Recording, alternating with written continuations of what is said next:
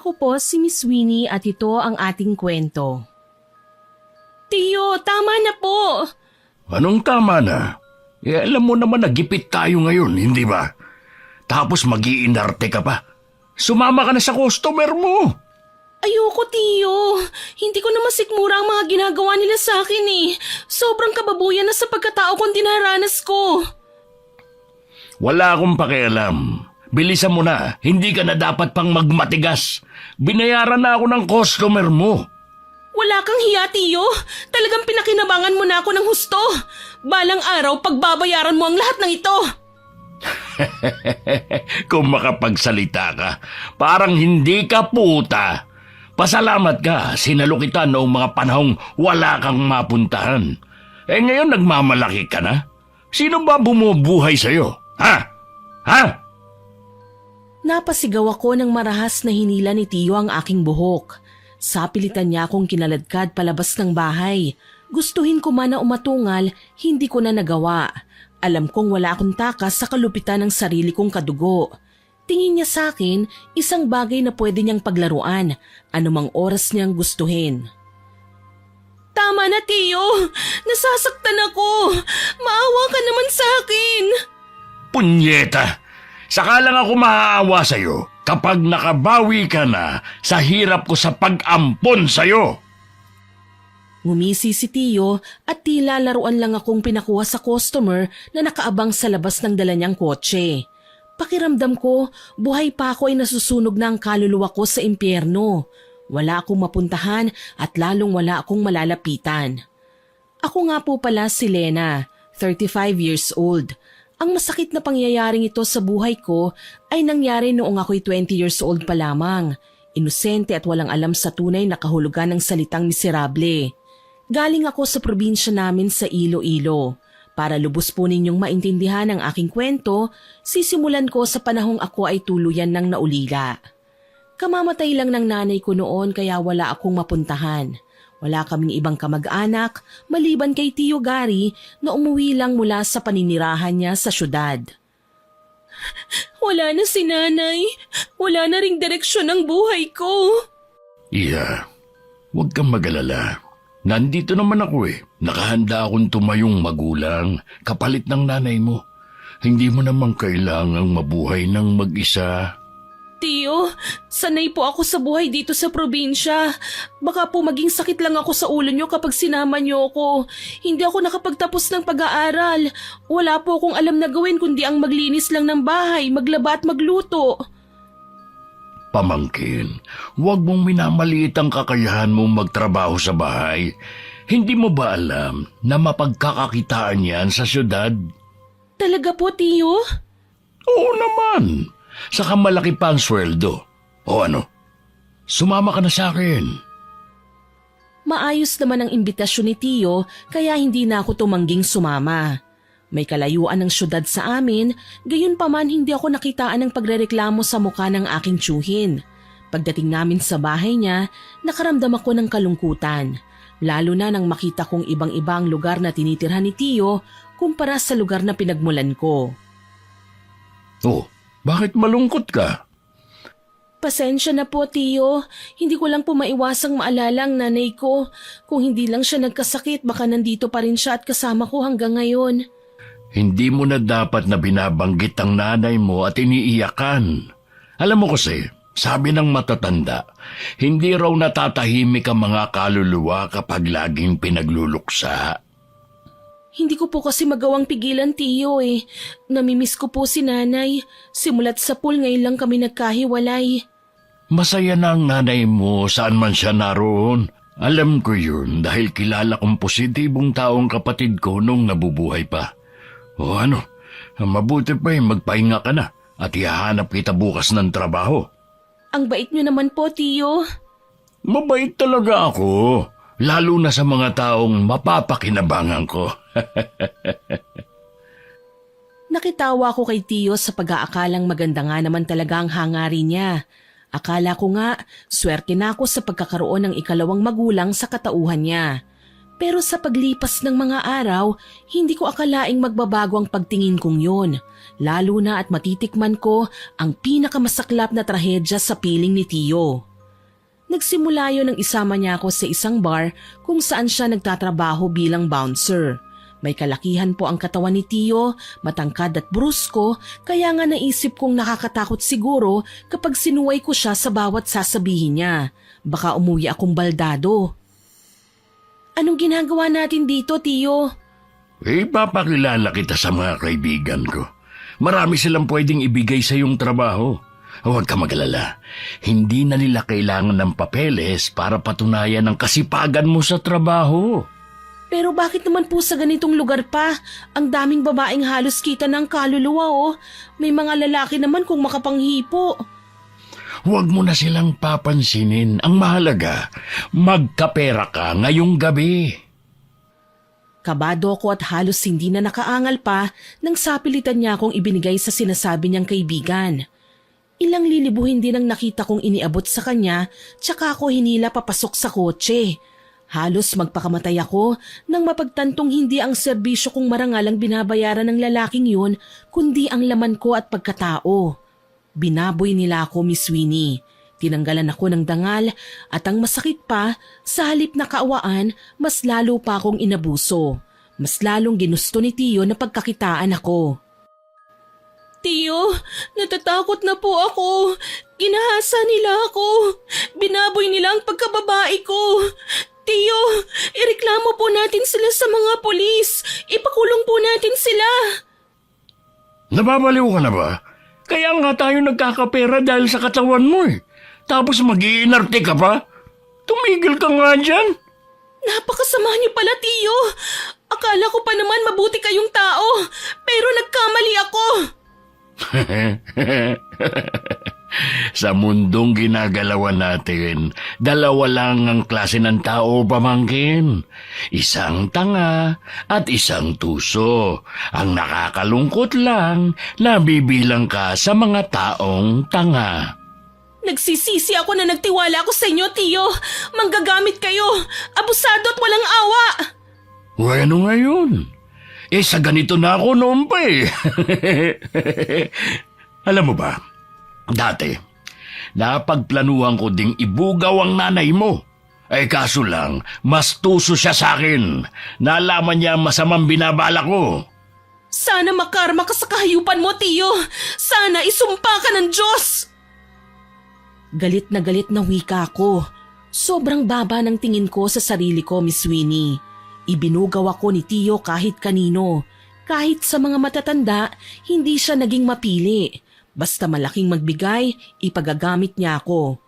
Hindi ko nga alam kung paano ko nasikmura ang panggagamit sa akin ng mga walangyang lalaki. Ang itinatak ko lang sa isipan ko, kailangan kong mabuhay. At hindi ako pwedeng magpakita na lang ng kahinaan.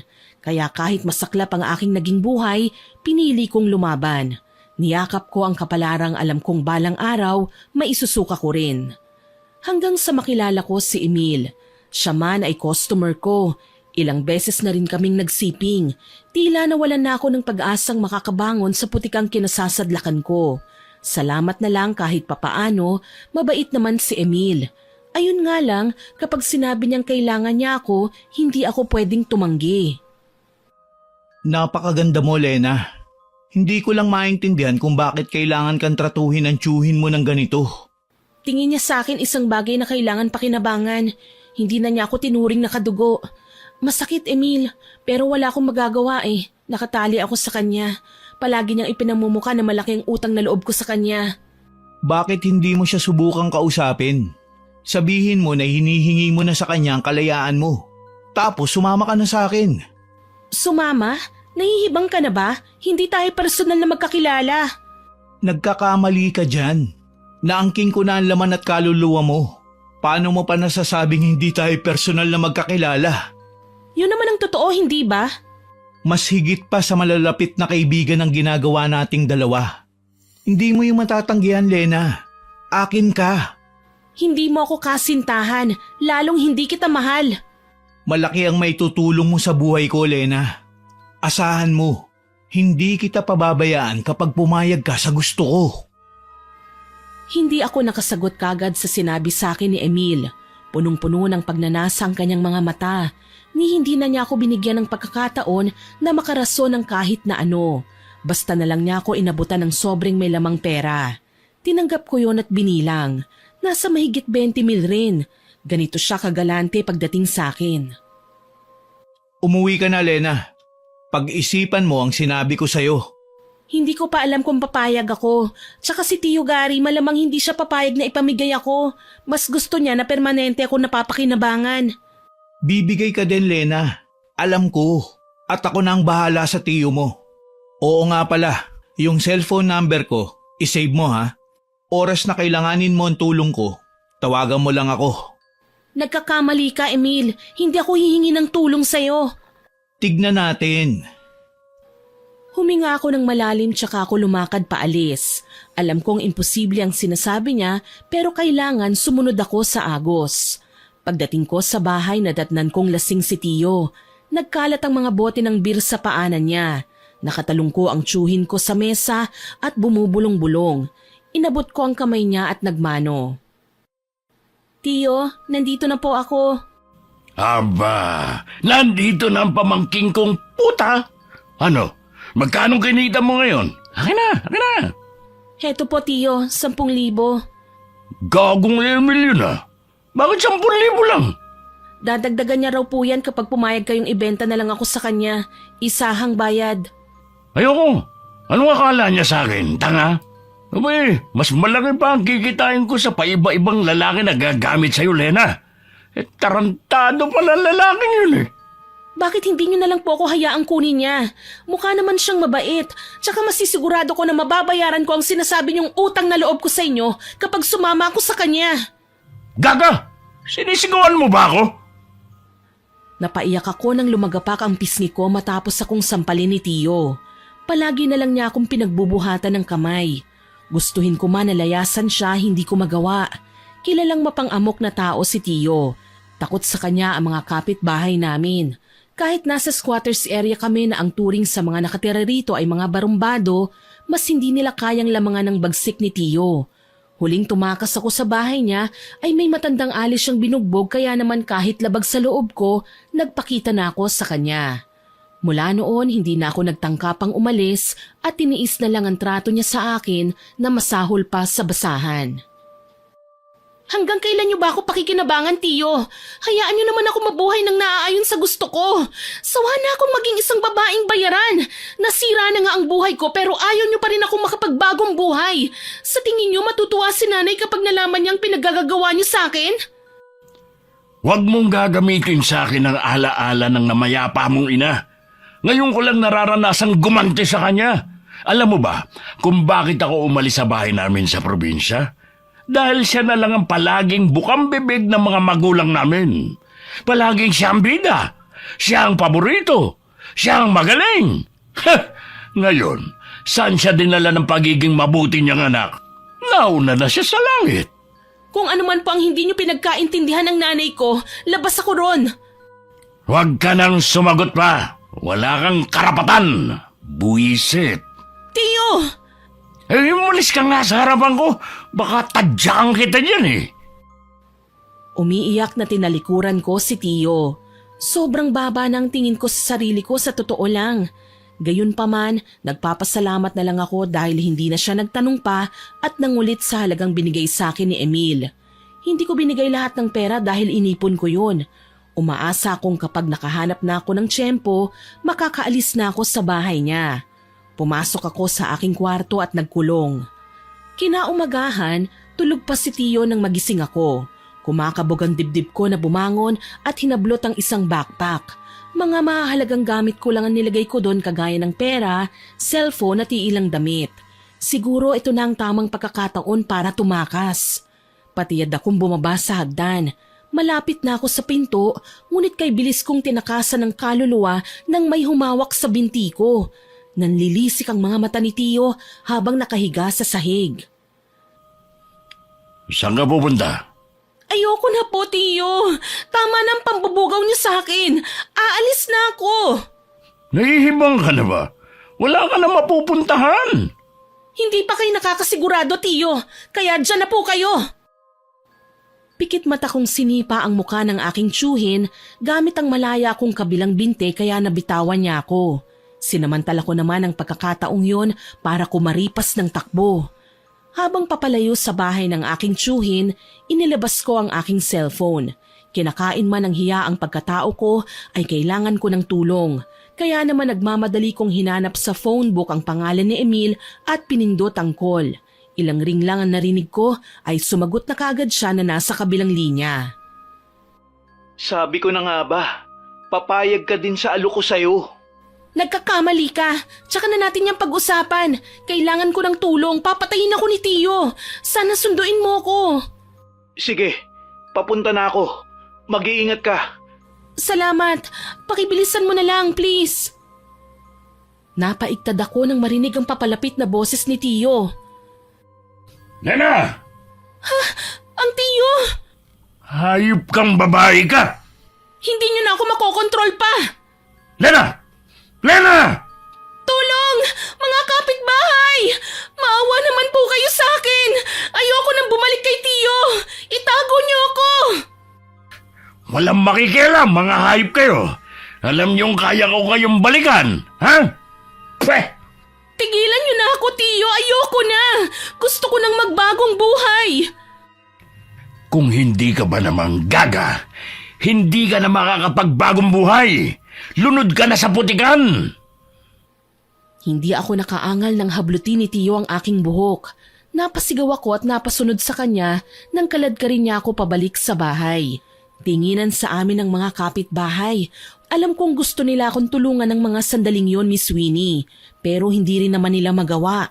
Natatakot sila kay Tio na kahit ang mga tambay, kanya-kanyang iwasan na lang ng tingin.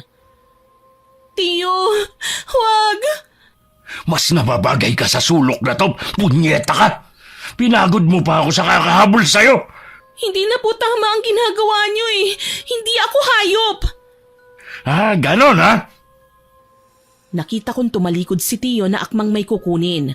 Kaya naman tuluyan na akong nanlaban at muli siyang sinipa.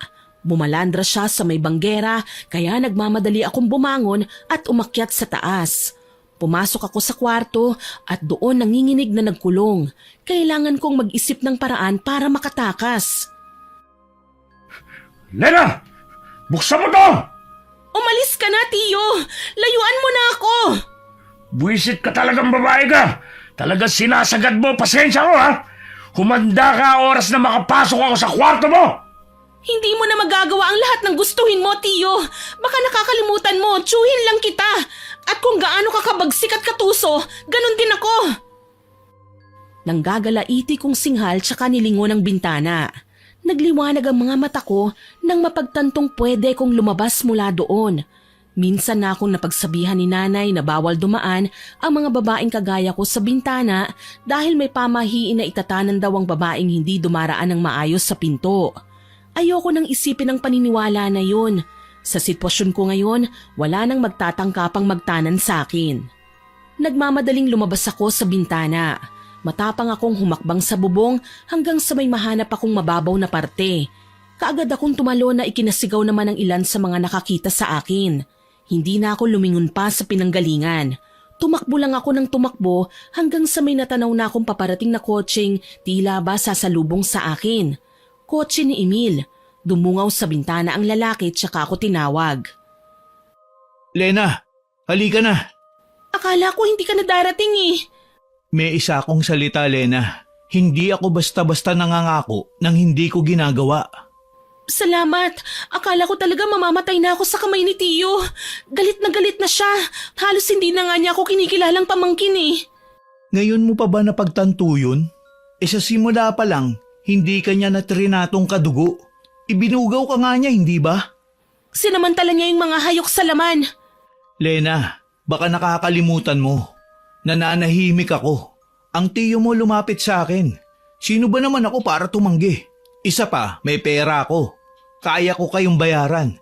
Kahit pa kaluluwa ng tiyo mo, kaya kong bilhin. Alam mo, Emil, wala kang karapatang magyabang. Ang meron ka ngayon, pwedeng mawala sa hinaharap. Huwag kang masyadong makampante. Nakakatuwa. Tumatapang ka pala kapag natatakot. Sabihin na nating nagsawa na ako na palaging inaapi. Ngumisi lang si Emil at hindi na sumagot pa.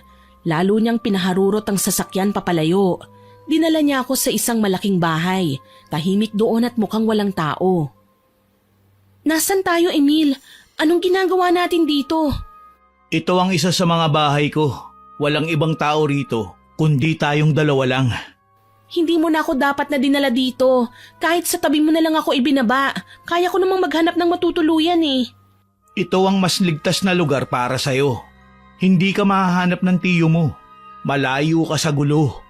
Ayokong magkaroon ng utang na loob sa'yo, Emil. Tama na ang minsan pang gagamit mo sa akin. Hindi kita ginagamit, Lena. Dapat nga matuwa ka eh. Hindi kita pinabayaan.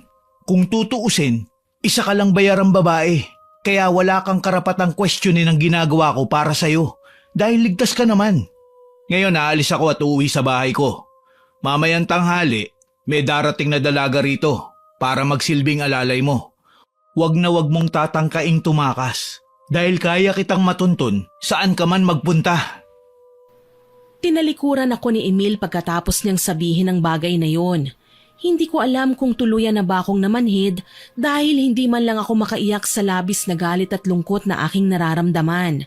Nakalaya nga ako sa kalupitan ni Tiyo pero nalipat naman ako sa kasamaan ni Emil na sa tingin ko mas mahirap takasan.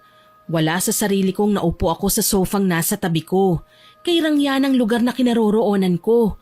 Puro mamahali ng mga gamit na kahit antigo na ay naghuhumiyaw sa ganda at elegante. Pero paano ako mabubuhay sa lugar na ito? Mag-isa lang ako. Wala akong kasama. Mamamatay ako sa lungkot dito. Nawawala ng pag-asa na nakatulog na lamang ako sa sofa. May hinang tapik sa aking balikat ang nagpagising sa akin. Nang dumilat ako, tumambad sa aking paningin ang mukha ng isang babae. Ate Lena, ate gumising ka na. Halika, may dala akong pagkain. Naihain ko na sa kusina. Sino ka? Ako si Mariel, Ate Lena.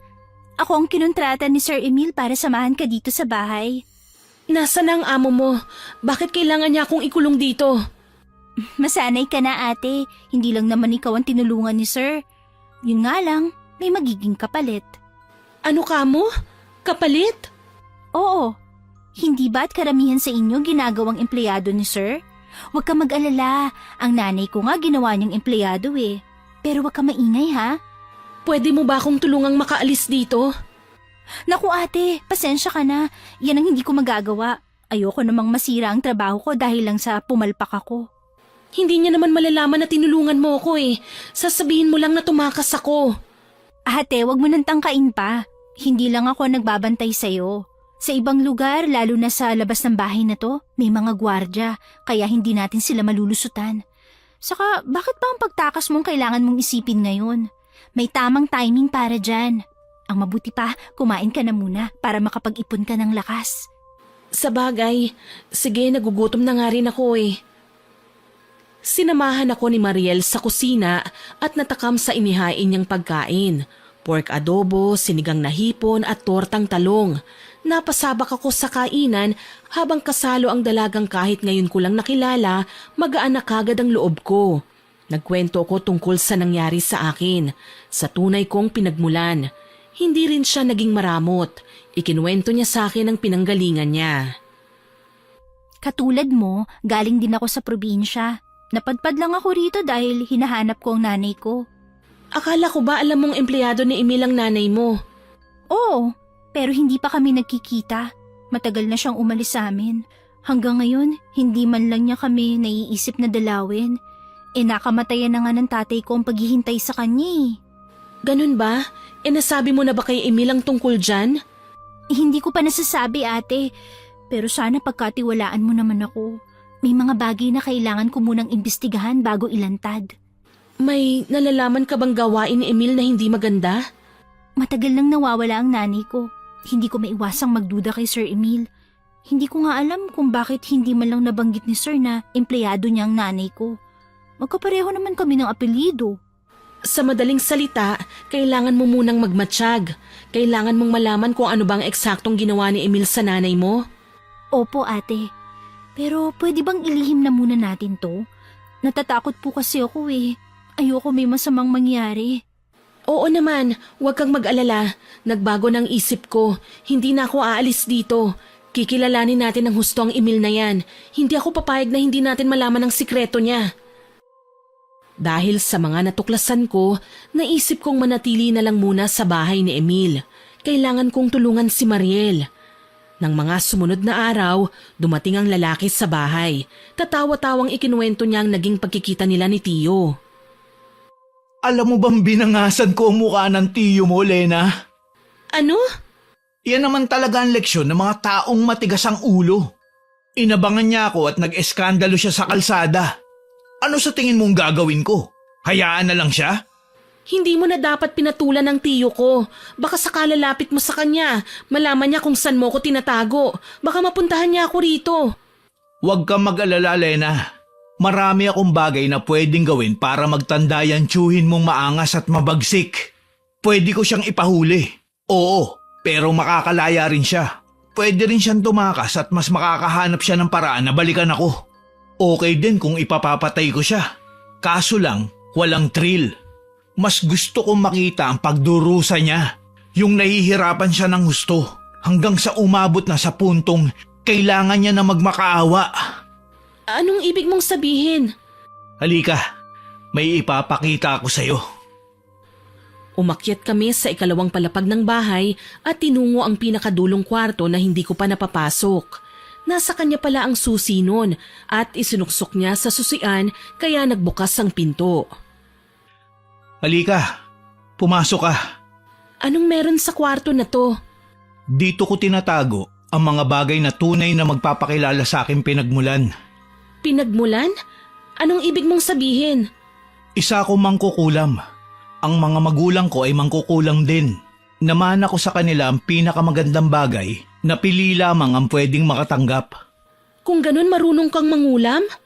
Oo, Lena. At ito ang gagawin natin sa tiyuhin mong balasubas. Napaatras ako nang makitang umusal si Emil ng mga banyagang kataga na tanging siya lamang ang nakakaintindi. Ilang sandali pa, may kinuha siyang manika sa kahon na nasa kama at ipinakita ito sa akin. Ito ang magiging instrumento natin para saktan si Gary. Sigurado ka? Kalalaki mong tao na gagawa mong mangulam? Oo, Lena. Matagal ko nang natutunan ang gawaing ito simula pa noong bata pa ako. Marami na akong nalalaman sa pasikot-sikot ng itim na mahika. Hindi yata magandang ideya yan. Gawain lang yan ng mga taong nasusunog na sa impyerno. Ngayon ka pa talaga natakot para sa kaligtasan ng tiyo mo? Hindi mo man lang ba siya gagantihan? Sinira niya ang buhay mo. Pwede ko namang makamit ang katarungan sa pamamagitan ng ibang bagay, pero hindi sa ganitong paraan. Sige, ikaw ang bahala. Huwag mong sasabihin sa akin na hindi kita pinagsabihan. Pagkatapos ng usapan naming yon, nagbago na ang tingin ko kay Emil. Hindi lang siya basta malupit, tuso at mapang-abusong tao. May nalalaman din siyang mga kababalaghan. Nang iwanan na ako ni Emil, muli kong kinausap si Mariel. May nalaman ako, Mariel. Ano po yun, ate? Mangkukulam si Emil. Sigurado ka, ate? Oo, Mariel. Sinabi niya sa akin. Ipinakita niya ang mga kagamitan niya sa pangkukulam. Sa katunayan, nasa loob ng kwarto niya ang lahat ng mga kagamitang yun. Diyos ko, kung ganun, kailangan nating makita ang mga bagay na yun. Pero papaano? Nakalakang pinto ng kwarto ng pinuntahan namin kanina Huwag ka mag-alala, ate. Alam ko kung paano bubuksan ang pinto. Kailangan ko ng hairpin, ate. Meron ka ba? Oo, meron. Halika, puntahan na natin ang kwarto. Nagtanguhan kaming dalawa ni Mariel at tinungo nga ang kwarto. Nagulat ako nang makitang kabisado niya ang pagbukas ng doorknob. Ang galing! Paano mo nagawa yun? Pinag-aralan ko to, ate. Pero huwag ka mag-alala. Hindi ko naman to ginagamit sa kasamaan. Sigurado ka, ha? Opo, ate. Ano, papasok na ba tayo? Saan mo banda nakita ang sinasabi mong mga kagamitan niya? Doon sa ilalim ng kama. Subukan mong tignan ang mga laman ng kahon. Ako naman ang magkakalkal sa aparador. Baka may makita pa akong mga bagay doon.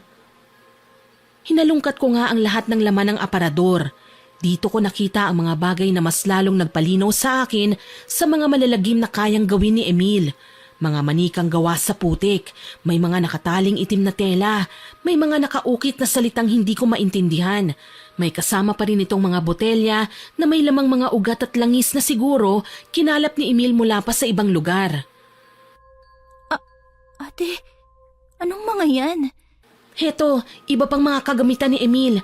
Sa tingin ko nga nagamit na niyang ilan sa mga ito eh. Patingin nga ate, parang kilala ko ang itsura ng isang manikang yun. Pamilyar ang itsura ng suot niyang damit. Sigurado ka? Pero imposible naman na makilala mo pang manika. Eh hindi ba laruan lang ito? Pero ate, ganitong damit ng nanay ko. Ganito ang itsura niya nang huli niya kaming iwan. Ganito yung damit niya eh. Nagre-representa ang manikang ito sa nawawala kong nanay. Ano? Sigurado ka ba? Nanginginig na sinuri ni Mariel ang manika. Napakarami nitong butas mula sa tusok ng karayom. Hindi ito mabilang, halos nasa 50 mahigit. Nagsimula nang umiyak si Mariel. Bali ang leeg ng manika, pati na ang braso. Diyos ko ate, bakit humantong sa ganito? Posible bang wala na ang nanay ko? Parang kinulam din, ganun? Oo ate, posibleng kinulam siya ni Emil. Kaya hindi na namin nakikita ang nanay ko. May kinalaman siya sa pagkawala ng nanay ko. Kumalma ka, hindi solusyon ang mataranta sa mga nalaman natin ngayon. Kailangan mong mag-isip ng paraan para mabawasan ang galit dyan sa puso mo.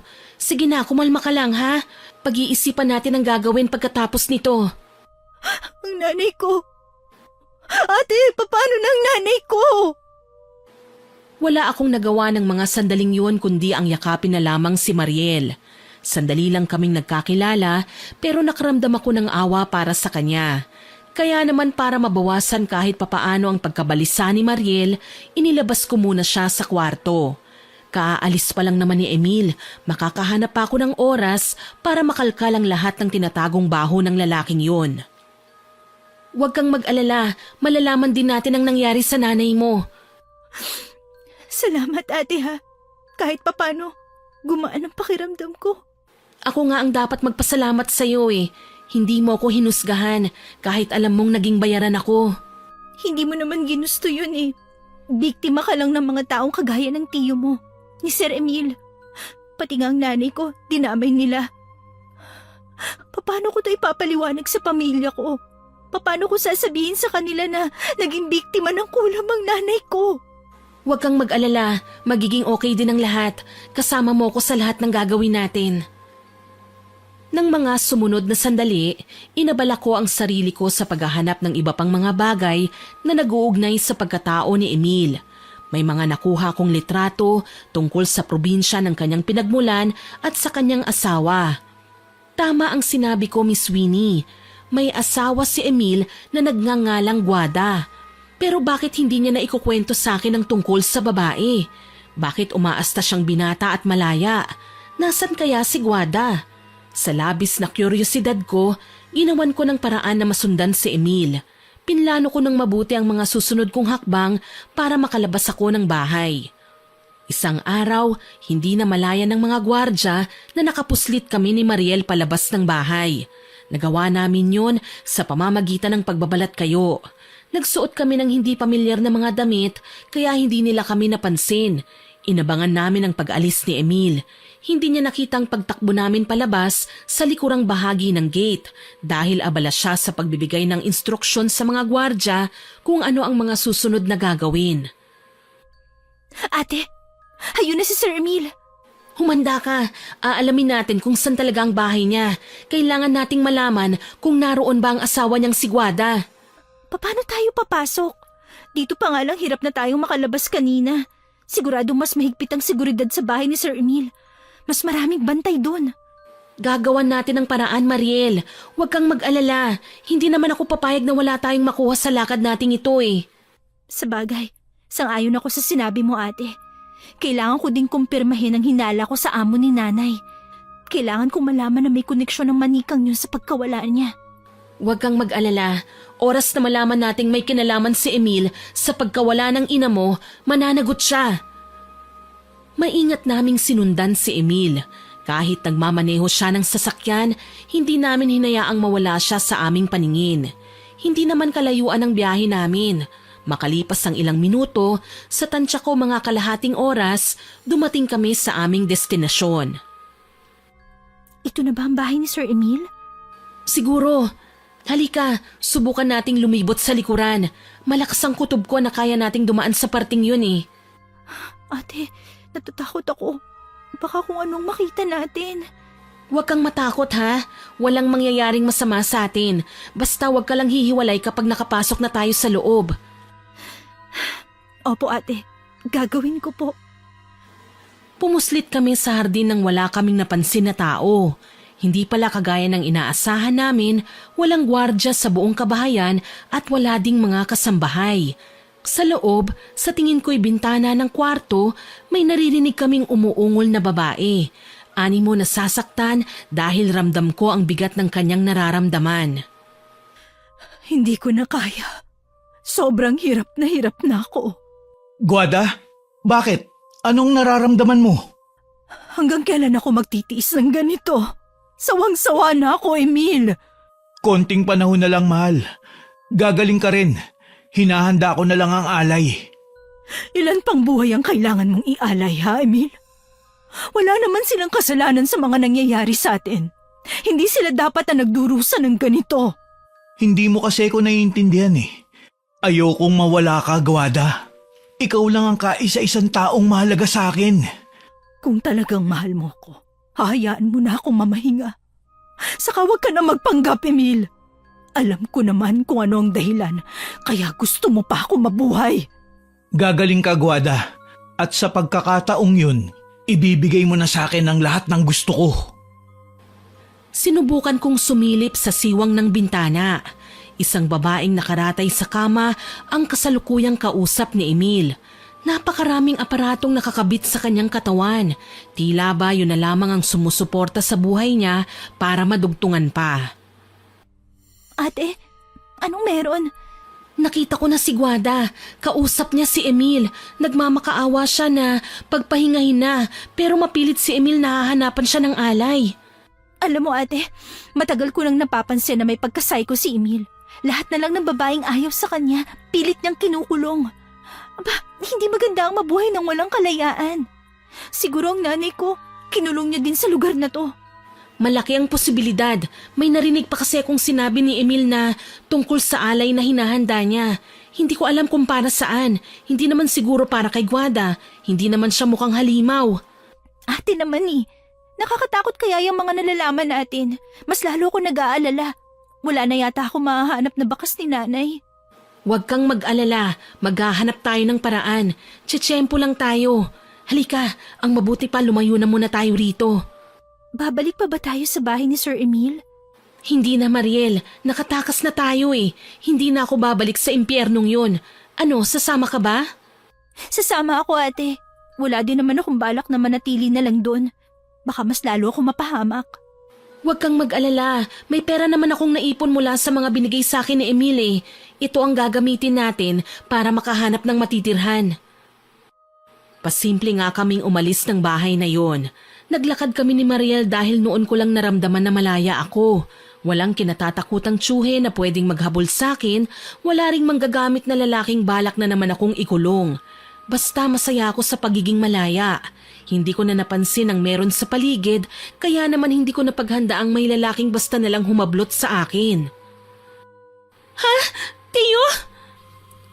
Ang tagal kitang hinanap, pamangkin kong bayaran.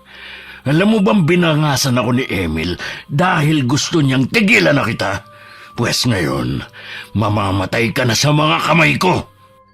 Matandang panot! Bitiwan mo ang ate ko! At sino ka naman? Hindi mo kaano-ano ang pamangkin ko. Nag-iisa lang ako nakadugo niya. Nagkakamali ka. Kahit hindi kami magkadugo, pamilya na ang turingan namin sa isa't isa. Kaya wag kang pakasisiguro na kikilalanin ka pa ni ate. Takot na takot talaga ako nang sumayad ang kamay ni Tiyo sa braso ko.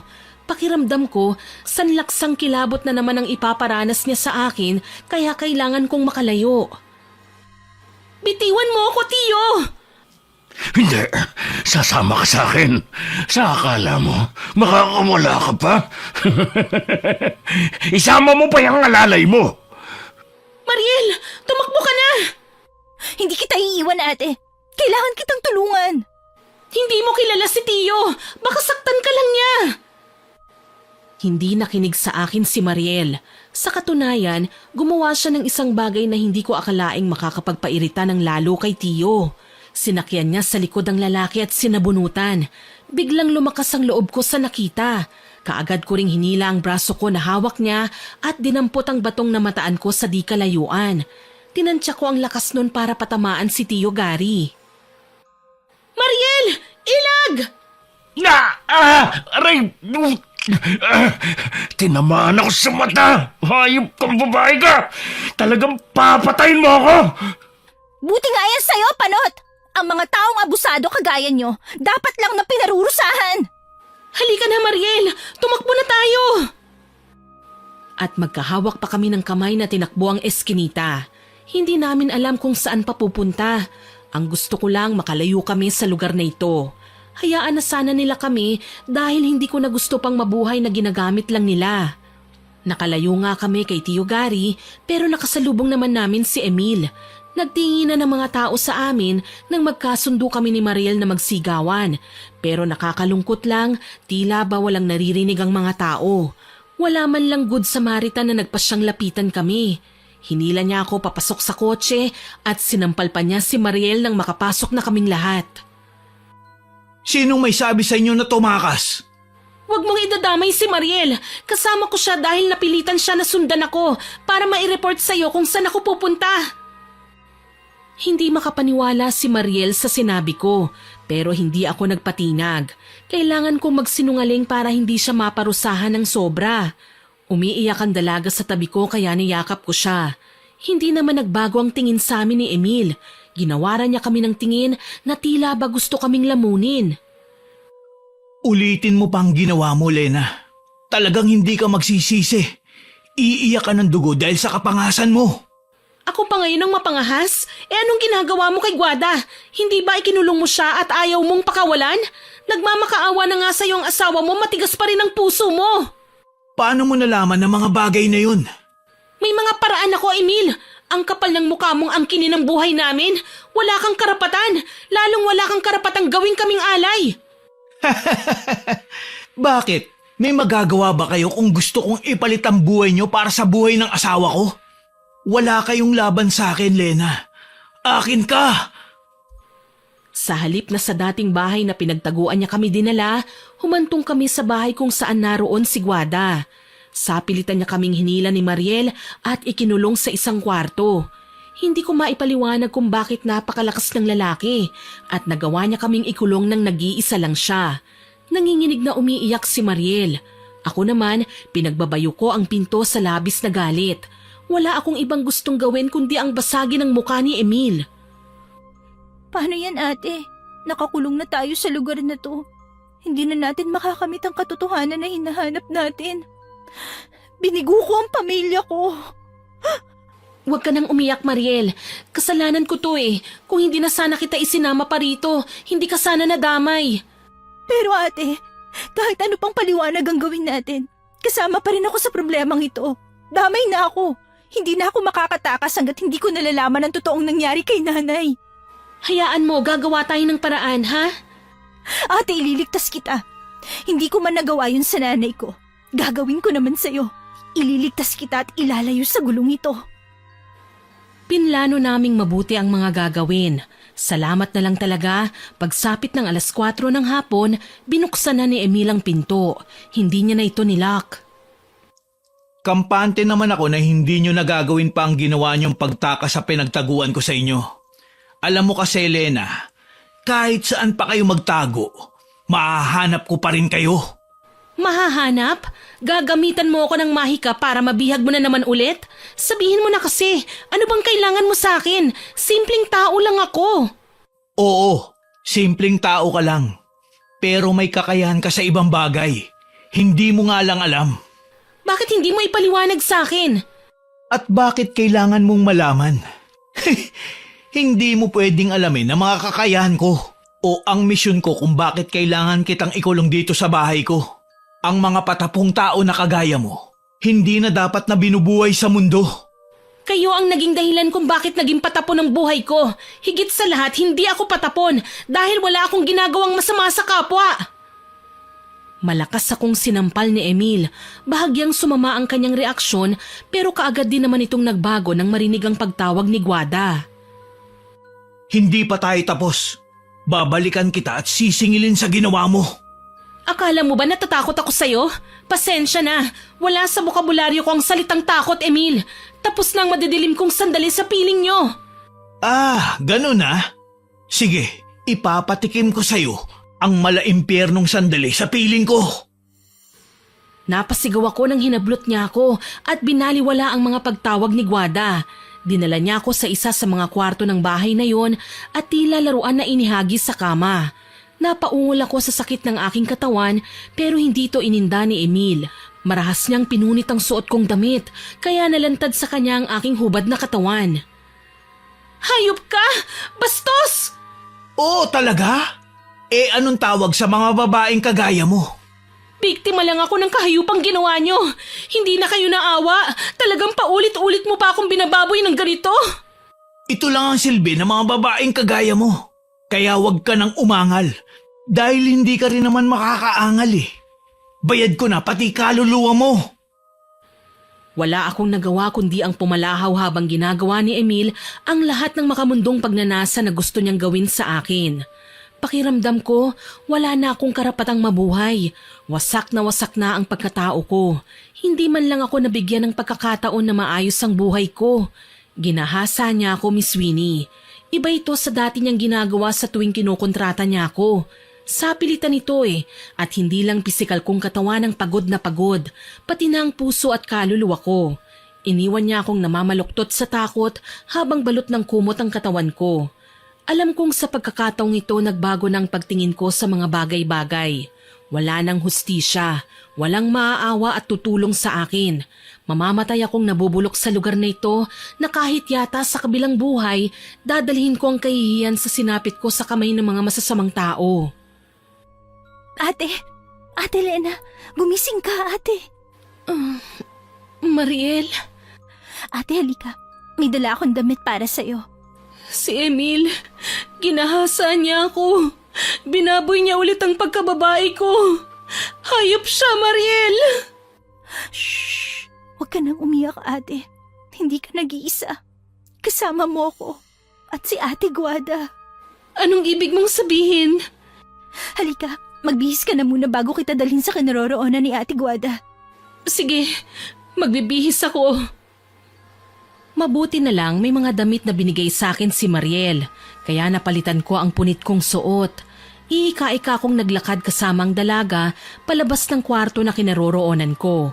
Pumunta kami sa mas magarbong silid kung saan naroon si Guada. Nakahiga ang babae sa kama. Napakaraming aparatong nakakabit sa kanyang katawan.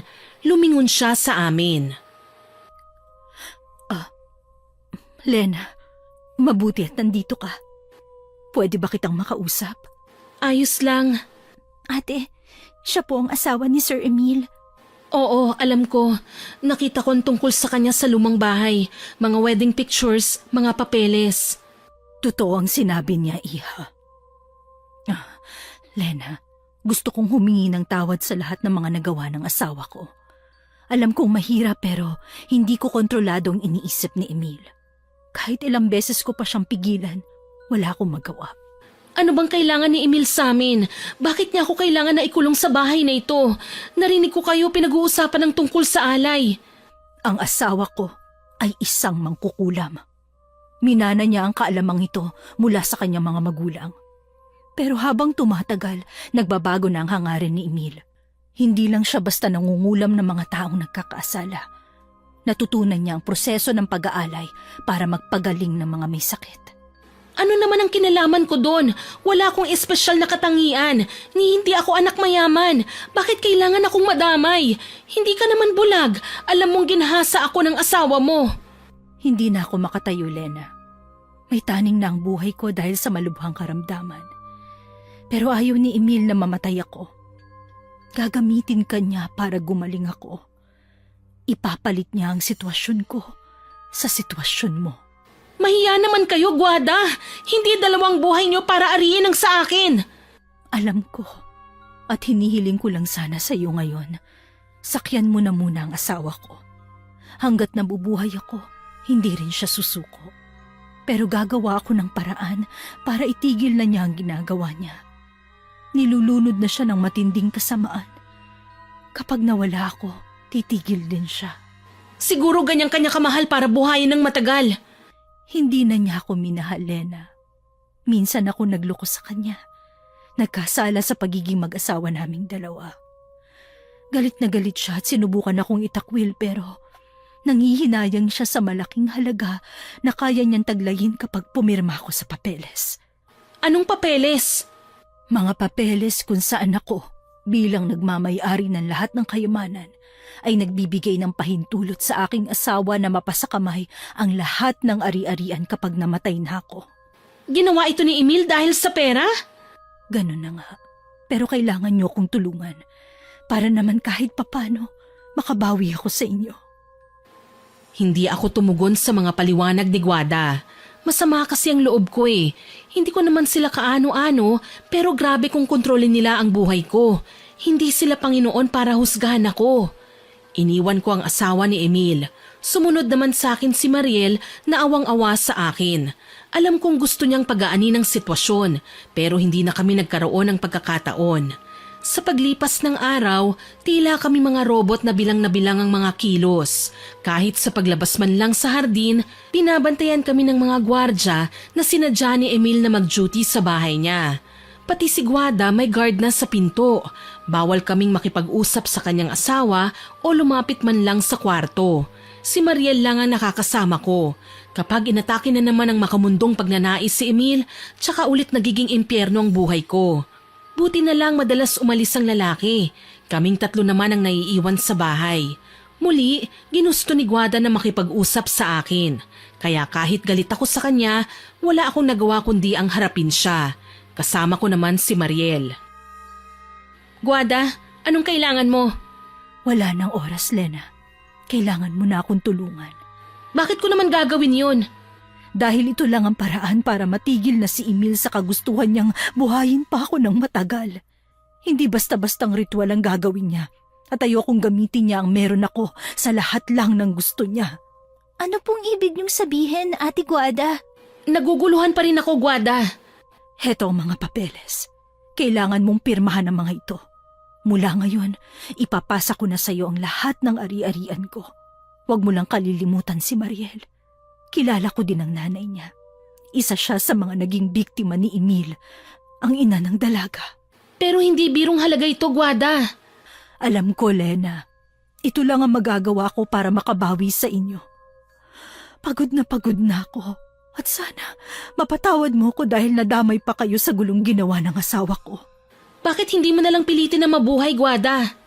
Mahalaga lang ako kay Emil dahil sa kayamanan. Hindi na normal ang tibok ng puso ko.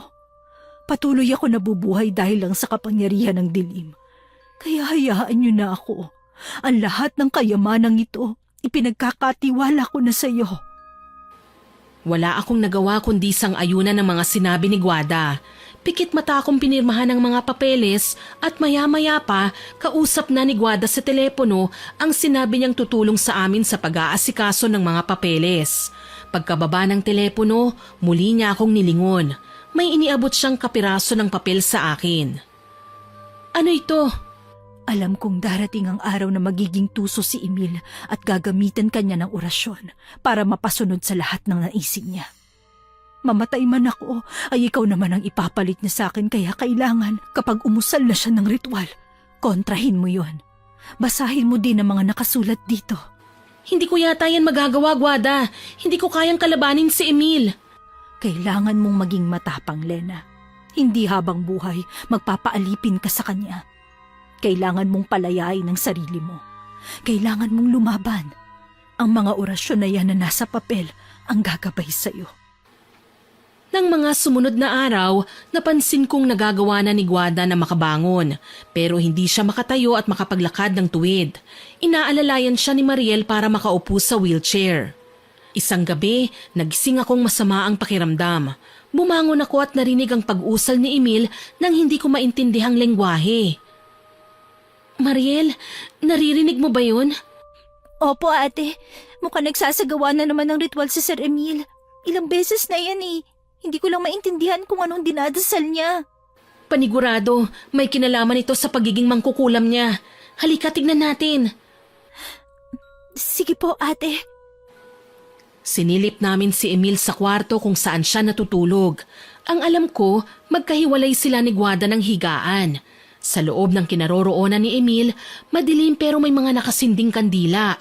Nasa gitna ng isang hugis bituing guhit ang lalaki, may hawak na manika, dinadasalan yun hanggang sa makaramdam kami ng malakas na pag-ihip ng hangin. Diyos ko, ano pong ginagawa niya ate? Kulam, nagsisimula ng gamitin ni Emil ang kakayahan niyang mangkulam. Nakakatakot naman pala ang gawain yan. Ay sa demonyo. Yan naman talaga ang bagsik ng kulam, Mariel eh. Lahat kayang saktan, lahat kayang bigyan ng karamdaman. Kahit wala tayong kasalanan, tinatablan. Sa tingin mo ate, sino naman po ang kinukulam niya? Hindi ko alam, pero kailangan nating makita ng mas malinaw ang ginagawa niya. Tama. Ang problema, paano? Mukhang hindi naman aalis ang lalaki niyan sa kinauupuan niya. Huwag kang maingay, maghihintay lang tayo ng tamang tiyempo. Sinamantala kong pumasok sa kwarto nang tumalikod si Emil. Kasalukuyan niyang binubuhusan ng langis ang nasabing manika. Hugis lalaki yon at may kasamang picture na nakadikit sa bandang dibdib. Nanlaki ang mga mata ko nang makitang litrato yon ni Tio. Anong ginagawa mo? Hindi ka ba natutuwa, Lena? Heto na, isasagawa ko ng paghihiganti natin sa tiyo mo. Ito na ang tamang oras para kulamin natin siya. Nababaliw ka na, Emil! Hindi pa ako nababaliw, Lena. At alam ko pa kung anong ginagawa ko. Hindi sa lahat ng pagkakataon, hahayaan ko na lang na maging mabagsik ang tiyuhin mo. Deserve niyang magkasakit. Ate, baka may ibabalita na naman sa'yo. Ang mabuti pa, bumangon na lang tayo ate. Para wag nang mag-ingay ang lalaking yan. Mamaya sugurin na naman tayo rito. Dala ng matinding pangingilabot, pinili na lang namin ni Mariel na magkulong sa aming kwarto kahit nahirap na kaming makatulog. Akala ko tapos na ang bangungot na yon, Miss Winnie. Pero nagkamali ako. Kinabukasan, kinalampag ni Emil ang dingding ng aming kwarto. Nang gigigil niya kaming ginising. Bumangon ka, Lena! Ano na naman kaya ang problema ng hinayupak na to? Ang aga-aga napakaingay. Ate, baka may ibabalita na naman sa'yo. Alam mo, Mariel, wala na akong pakialam kahit na ano pang sabihin ni Emil. Sabay man silang mamatay ni Tio Gary, alam kong hindi ako malulungkot o magsisisi. Pareho naman silang may kasalanan sa akin eh. Ang mabuti pa, bumangon na lang tayo ate. Para wag nang mag-ingay ang lalaking yan. Mamaya sugurin na naman tayo rito. Sige, mabuti pa nga. Ayoko rin naman na makitang nagwawala si Emil eh. Baka hindi na ako makapagpigil at makagawa ko ng kahit na anong bagay na ikagagalit niya. Saktong pagkatapos kong magbihis, sinalubong ako ni Emil sa labas ng kwarto. Nakapanglakad na damit ang lalaki. Pinasadahan pa niya ako ng tingin sabay ngisi. Sumama ka sa akin. May ipapakita ako sa'yo. Ayoko! Dito lang ako! Huwag ka nang umanga, Lena. Hindi mo pwedeng palampasin tong papakita ko sa'yo. Halika na. Sumama ka na. Ayoko nga sabi! Makikinig ka ba sa akin? O kailangan pa kitang kalad ka rin? May sarili ako mga paa. Kaya kong maglakad. Huwag mo nang patagalin pa. Sumakay ka na sa kotse. Wala akong nagawa kundi ang padabog na sumakay sa kotse. Kahit kasi tumanggi ako, wala rin namang mangyayari. Literal na maghihilahan lang kami hanggang sa matapos ang araw namin na may mga bugbog ako o bali sa katawan. Bago kami makaalis, nalingunan ko pa sa may bintana si Guada. Naka-wheelchair siya sa mga sandaling yon at tipid ang ngiting iginawad sa akin. Tahimik na nag-drive ng kotse si Emil, ni hindi niya ako kinikibo. Ayos lang din naman sa akin yun dahil abala ang isipan ko sa ibang bagay. Kailangan kong makahanap ng tiyempo para makatakas at makapagsumbong na sa pulis. Siguro naman paniniwalaan ako ng mga alagad ng batas. Kung ano man ang binabalak mo, wag mo nang ituloy. Alam ko kung ano naglalaro sa isipan mo, babae. At sisiguraduhin ko sa'yo na hindi lang ikaw ang masasaktan kapag tinangka mo na naman tumakas.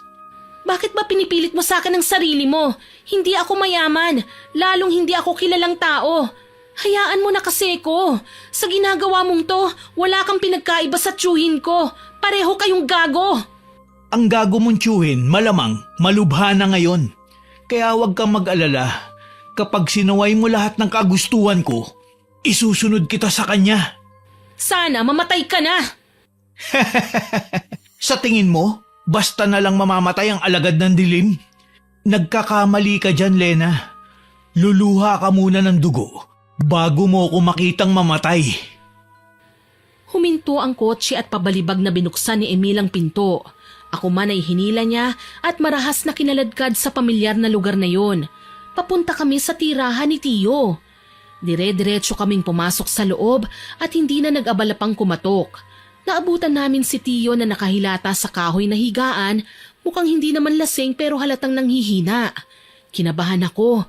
Siguro may kinalaman na sa ginawang pangkukulam ni Emil ang nangyari ngayon sa sakim kong tiyuhin. Kahit papaano natakot ako, hindi para sa kanya kundi para sa sarili ko. Kaya nga talagang manakit ng tao si Emil sa nakakasindak na paraan. Nakita mo na ang sitwasyon ng tiyo mo? Malubha na ang sakit niya. Tinuso ko lang naman ang kalawanging karayo mamanika at alam kong iepekto yun sa kanya. Kahit patayin mo pa siya sa harapan ko, wala akong pakialam. Ang mahalaga sa akin makalaya ako. Hindi ka na magiging malaya. Bakit? Umaasa ka ba talagang gagaling si Guada, kagaya ng ginawa mong pag-aalay sa nanay ni Mariel para mabawi pa niya ang kanyang lakas? Ang tanga mo naman. Ha? Anong ibig mong sabihin? Pahapyaw na sinabi sa akin ni Guada na hindi ka raw nakikinig sa bawat sabihin niya. Gusto na niyang mamahinga, pero ikaw naman tong ayaw na mamatay siya. Mahiya ka naman sa asawa mo, Emil.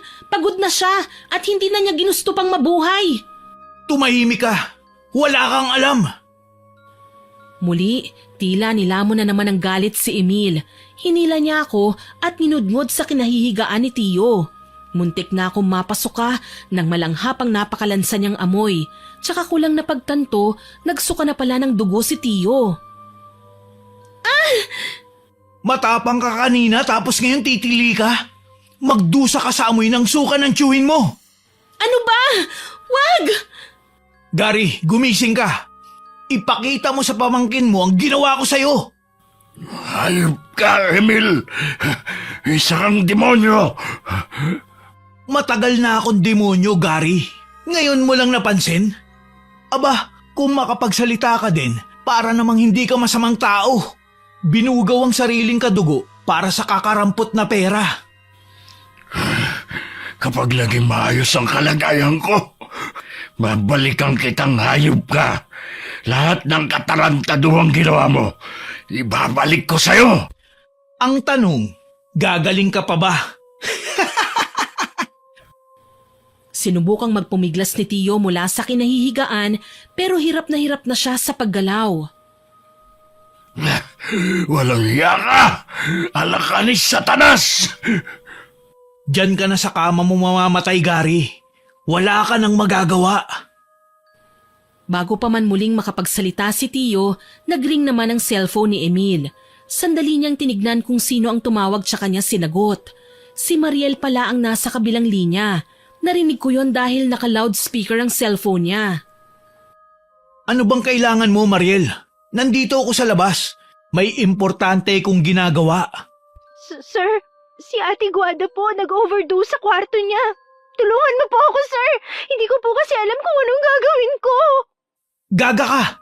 Bakit hindi mo binantayan si Guada? Humanda ka sa akin mamaya pag uwi ko. Sir, wala akong ginawa. Kasalanan ko ba kung nilaso niya ang sarili niya? Dapat sana, may ginawa ka man lang. Huli na nga kasi nang malaman ko. Nagkulong si Ate Guada sa kwarto. Nakarinig ako ng kalabog kaya sinubukan kong sumilip. Hinihingal na minadali ni Emil ang paglalakad. Nakakataranta lang kasi pati ako, hila-hila niya. Sa mga panahong ganito, talagang hindi niya nakakalimutan ang mga kasama niya o kahit ang mga bagay na bitbit niya. Bilisan mo, Lena. Kailangan maabutan pa natin ang asawa ko. Iaalay ko ang buhay mo para madugtungan pa ang sa kanya.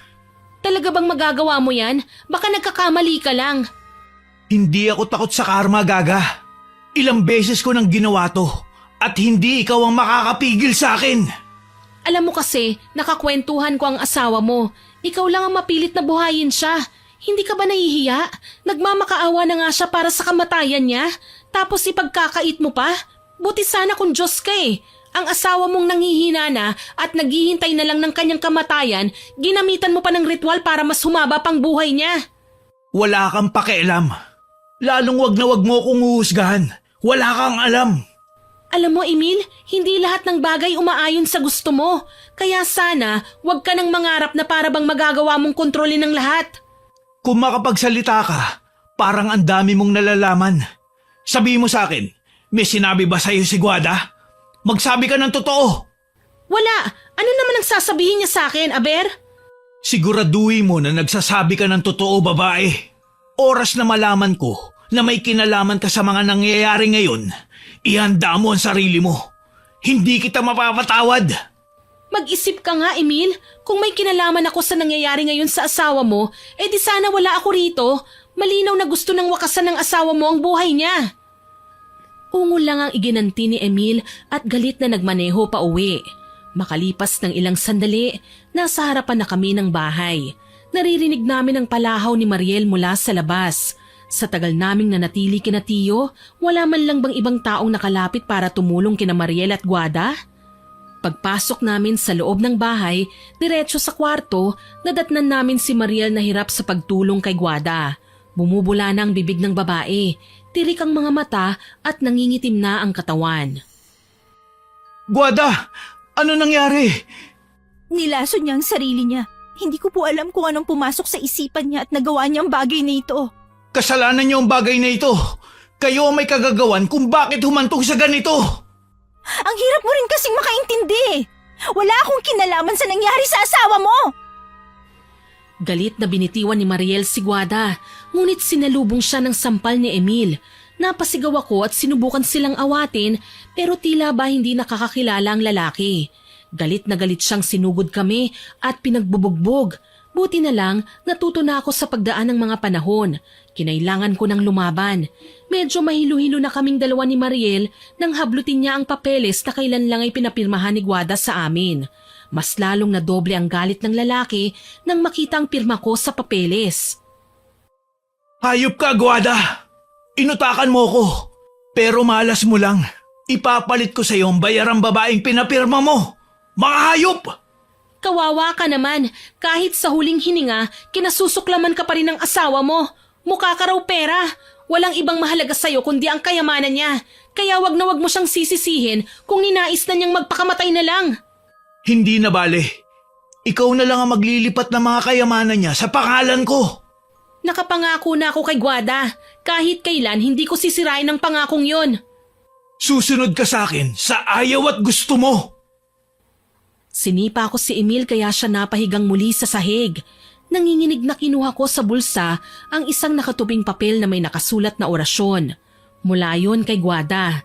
Sinabi niya sa akin na oras na magkaharap kami ni Emil sa ganitong pagkakataon, magiging tuso ang lalaki at gagamit ng mga orasyon bilang isang mangkukulam. Kailangan kong kontrahin ang kanyang bibig kasing kataga para hindi ako tabla ng kanyang sumpa. Yan lang ba ang kaya mo, ang sipain ako? Bayarang babae? Ngayon, humanda ka sa gagawin ko! Hindi ako natatakot sa'yo! Umusal ng mga katagang banyaga si Emil. Tila ba masahol pa yon sa saksak sa aking kalamnan habang pinakikinggan ng bawat kataga. Kalaunan, napansin kong nagdurugo na ang ilong ko. Hindi ko na gaanong maintindihan ang sinasabi ng lalaki pero pilit ko itong nilalabanan. Maging si Mariel, nakihawak na sa papel at binasa ang nilalaman nun kaya mas malakas at mas malalim na ang pagkakabigkas namin sa mga salita. Kalaunan, nanghihina siyang bumagsak Ang pagkakamali ko lang, itinigil namin ang orasyon kaya nakabangon ang demonyong lalaki. Susugurin na sana ni Emil si Mariel nang maging alerto naman ako. Dinampot ko ang isang may kabigatang vase at walang babalang pinukpok ko sa ulo niya. Walang malay na bumagsak sa sahigang lalaki. Tarantang nag-iyakan kami ni Mariel kasabay ang pagtatawag namin ng pulis. Ito ang inihabilin sa amin ni Guada kapag nangyari na ang trahedyang ito.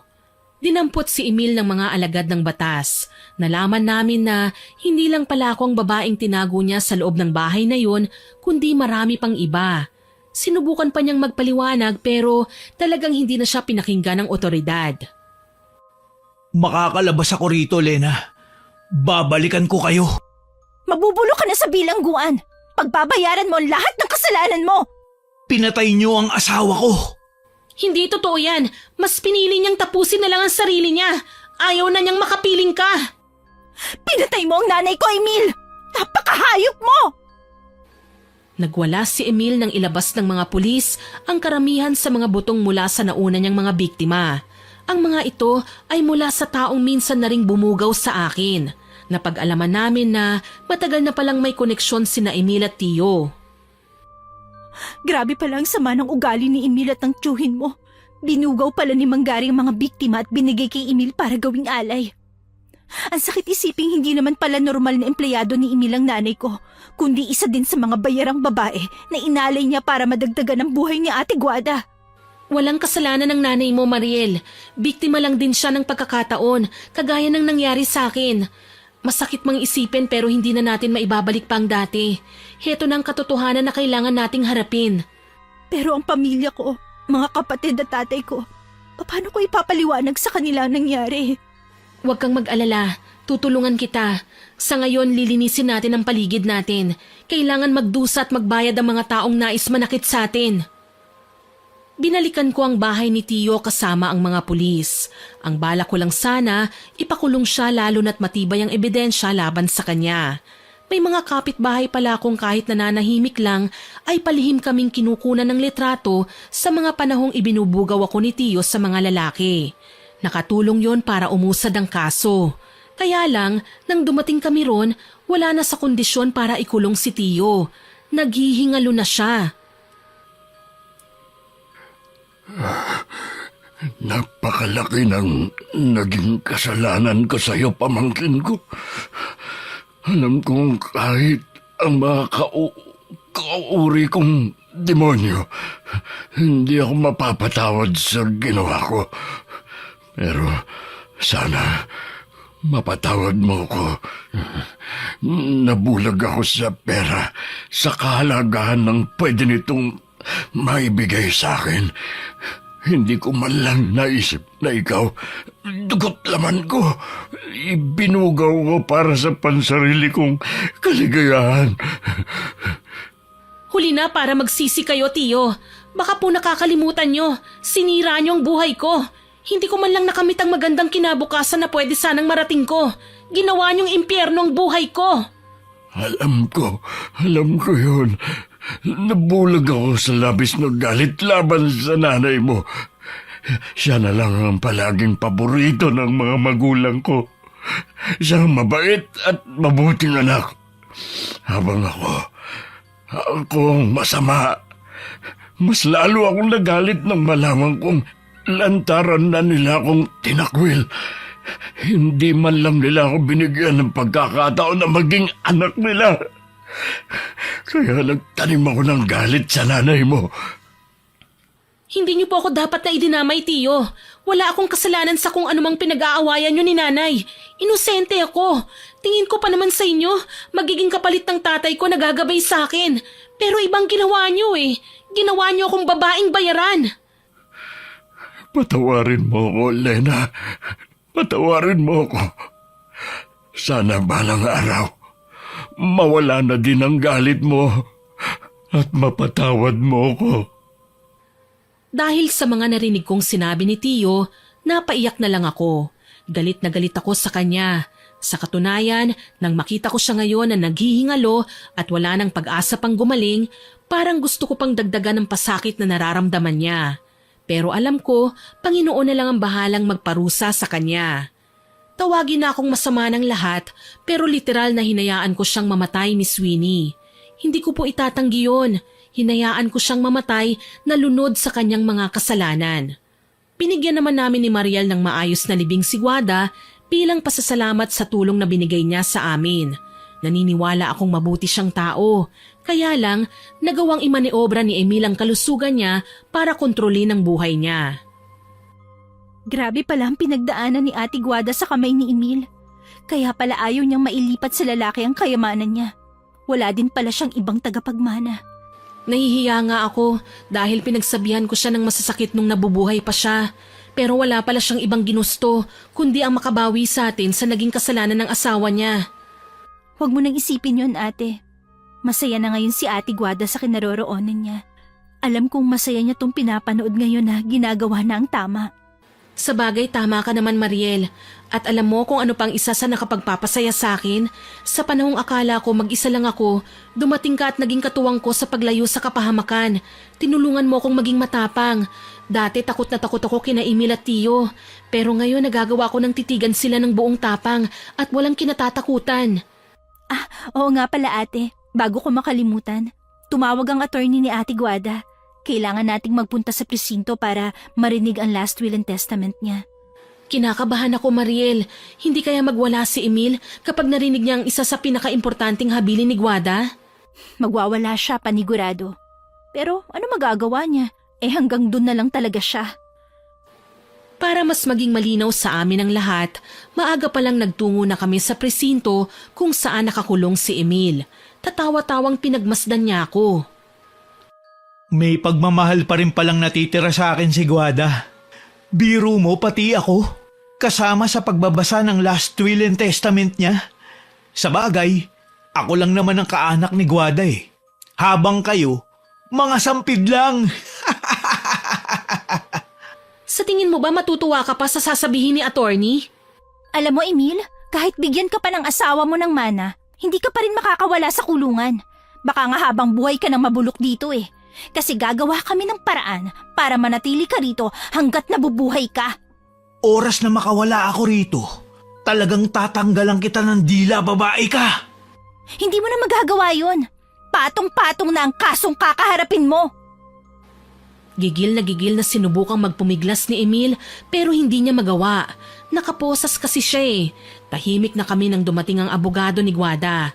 Ipinaalam niya sa amin na 40% ng shares niya sa lahat ng kumpanyang pagmamay-ari niya mapupunta sa foundation na dati niyang tinutulungan noong malakas pa siya. Ang natitira naman ay maiiwan sa akin at ako na ang magiging bagong boss na labis ikinagalit ni Emil. Sa 2 bahay, rest house at beach resort ay malilipat din sa pangalan ko, kasama ang kanyang mga alahas at iba pang ari-arian. 50 million naman ang pera niya sa bangko ang mapupunta sa akin at kay Mariel naman ang natitirang 30 million kasama na ang mga piling antigong kagamitan na may malalaki ding halaga. Nag-iwan si Guada ng 2 milyon para sa bahay ampunan at 10 milyon na paghahati-hatian ng mga naunang biktima ng kanyang asawa. Hindi namin alam na ganun pala kayaman si Guada. Isa na siyang donya kung tutuusin, pero ginugol niya ang natitira niyang oras sa pagkaratay sa higaan na minaniobra naman ni Emil. Mga hayop! Mga traidor! Ninakaw niyo ang kayamanan ko! Wala ka ng pera, Emil. Wala ka naman palang pinaghirapan dahil pag-aari ni Guada ang lahat. Mamamatay kang mas mahirap pa sa daga. Aapila ko. Hindi ko mapapayagang gawin niyo ang bagay na ito. Kagustuhan to ng mahal mong asawa, Emil. Buhay pa siya, kinamumuhian ka na niya. Hindi yan totoo. Wala kayong karapatang angkinin ng pera ni Guada. Sinubukan pa niya kaming atakihin pero hinarang na siya ng 2 pulis. Sapilitan siyang hinila pabalik sa selda kaya naman nakahinga kami ng maluwag ni Mariel. Iyak ng iyak ang dalaga dahil may iniabot pang sulat sa amin ng abogado bago umalis. Sulat na humihingi ng tawad sa lahat ng kasalanang ginawa ng kanyang asawa. Nakakaawa lang si Guada.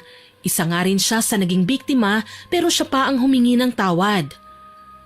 Sumalangit nawa ang kaluluwa ni Guada. Sana maging masaya na siya saan man siya naroroon. Huwag ka mag-alala, ate. Gagawin natin ang lahat para hindi masayang ang mga binigay ni Ate Guada sa atin. Tama ka, Mariel. At ang una nating magiging project, gagawa tayo ng foundation para sa mga babaeng may sakit kagaya ni Guada. Tutulungan natin sila sa abot ng ating makakaya hanggang sa tuluyan na silang gumaling. Niyakap ako ni Mariel. Alam kong magiging okay na ang lahat pagkatapos ng dilubyong pinagdaanan namin. Sa ngayon, napapatakbo namin ng maayos ang mga negosyong iniwan ni Guada. Walang sino man ang maghihinalang dati, isa lang akong hamak na bayarang babae pero nagawang makapagbagong buhay dahil sa tulong ng mga taong nagsilbing liwanag sa madilim kong mundo. Hanggang ngayon magkaibigan pa rin po kami ni Mariel. Pareho na kaming may mga pamilya. Masaya at nagdadamayan sa lahat ng problema. Hanggang dito na lamang po. More power po sa inyong channel at God bless. Sana po ay nagustuhan niyo ang aking ibinahaging kwento.